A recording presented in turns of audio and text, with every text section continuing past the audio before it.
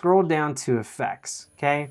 I personally love doing this. Again, it makes it a bit more soft. So word around the street is that you want to learn how to add a sun flare to your photos in Lightroom. Well, I've got good news for you. It's actually really easy to do, and I'm gonna show you that in just a few simple steps. But before we start, make sure to grab a drink of your choice, sit back and relax, my friend. So all you need to do is come right here to this little circle button. It's for masking. Click on that. So you already have some masks created. I'm gonna hit create new mask. And then I'm gonna go down to radial gradient.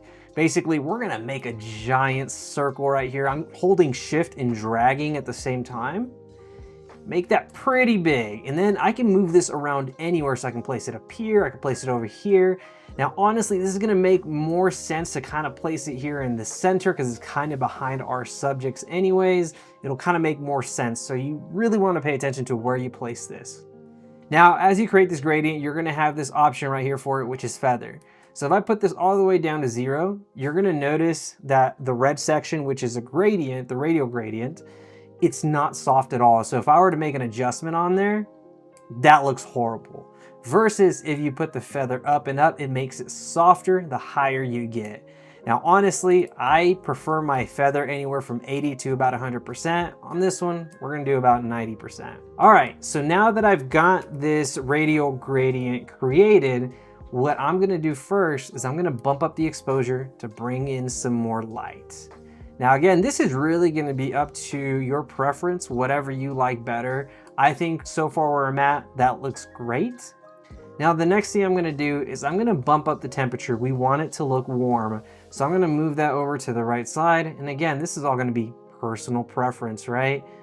That's a bit much. Notice how it's also affecting their skin tones because that radial gradient is technically right over them. So you don't wanna overdo it.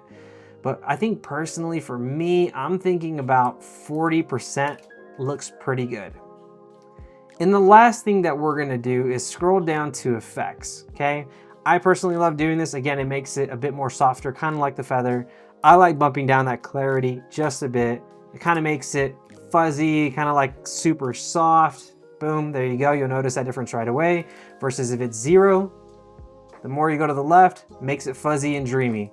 So we're gonna do -20 because I don't like to overdo that. And then I'm also gonna go ahead and use this dehaze tool.